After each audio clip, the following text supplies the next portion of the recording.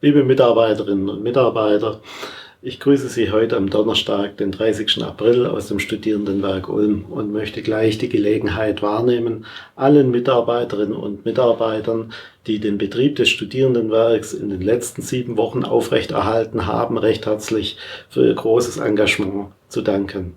Es ist gelungen, hier alle wesentlichen Dienstleistungen aufrechtzuerhalten, mit einer Ausnahme der Campusgastronomie, aber auch hier konnten viele Vorbereitungen getroffen werden, die wir brauchen, wenn der Betrieb dann wieder losgeht. Ich möchte aber auch den Mitarbeiterinnen und Mitarbeitern danken, die uns durch viele Gesten von zu Hause aus hier unterstützt haben und uns die Arbeit leichter gemacht haben. Allen anderen danke ich für Ihre Geduld. Morgen am Tag der Arbeit sind wir alle gleich, nämlich zu Hause. Und da wird sich die eine oder der andere schon Gedanken machen, wie es denn nun in Zukunft weitergeht. Bevor ich darauf eingehe, möchte ich noch einen kurzen Rückblick machen. So sah die Situation am 13. März, es war ein Freitag in diesem Jahr, aus vor unserer Mensa. Wir haben da in den Semesterferien ja immer noch jeden Tag fast 1000 Essen und die Risikolage hat sich zusehends verschärft, so dass wir die Gäste gebeten haben, doch vor dem Betreten der Mensa, sofern sie das noch nicht getan hatten, die Hände zu waschen und auch ein entsprechendes Angebot dann gemacht haben. Wie Sie auf den Bildern sehen, führt es sofort zu Schlangenbildungen. Da kann man dann die Abstände nicht immer einrichten. Sogenannte Community-Masken waren damals noch nicht vorstellbar und überhaupt kein Thema. Auch die Mitarbeiter, die schon mit Masken ausgestattet waren, haben diese dann im Laufe ihrer Tätigkeit eben abgesetzt, weil mit so einer Maske kann man kaum arbeiten. Es wird da sehr warm drunter. Und nach Würdigung dieser Situation habe ich mich dann am darauf folgenden Wochenende entschlossen, unsere Einrichtungen am 16. März geschlossen zu halten und nicht mehr aufzumachen. Am 17. März kam dann auch die Schließungsanordnung des Landes, nachdem Mensen und Cafeterien geschlossen bleiben sollten.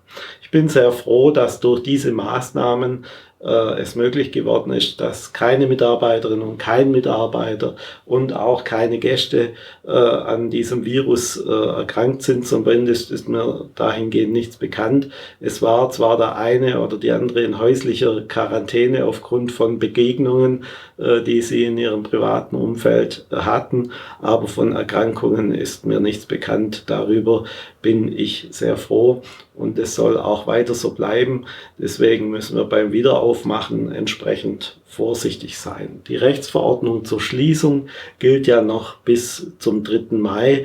Ich nehme an, am Wochenende wird bekannt, ob hier eine Verlängerung kommt oder wie die weiteren Regularien sein werden. Nachdem aber an einzelnen Hochschulen am 11. Mai schon wieder mit einem Teilpräsenzbetrieb zu rechnen ist, zumindest von der Pädagogischen Hochschule in Schwäbisch Gmünd, weiß ich das, müssen wir natürlich Vorbereitungen treffen, wie wir unter diesen Bedingungen Studierende versorgen können. Und hier wird dann unser Party-Diner zum Einsatz kommen. Hier haben wir in dieser Woche bereits einen Probebetrieb simuliert und festgestellt, auf wie viele Kleinigkeiten wir hier achten müssen, um den Infektionsschutz sicherzustellen. Das Gleiche wird in Zukunft auch für unsere Cafeterien gelten, wenn wir die wieder an den Start bringen. Und so denke ich, dass eine eingeschränkte Aufnahme des Cafeterienbetriebs wahrscheinlich vor dem 18. März nicht möglich sein wird. Ich habe mich dazu auch mit Virologen und Hygieneexperten der Klinik und der Universität abgestimmt und ich denke, dass wir nach diesem Zeitpunkt langsam beginnen können, unsere Cafeterien wieder hochzufahren. Aber die Mensen, denke ich, werden auch darüber hinaus geschlossen bleiben. Ich muss Sie daher weiter um Geduld bitten, bevor Sie wieder an Ihre Arbeitsplätze zurückkehren können.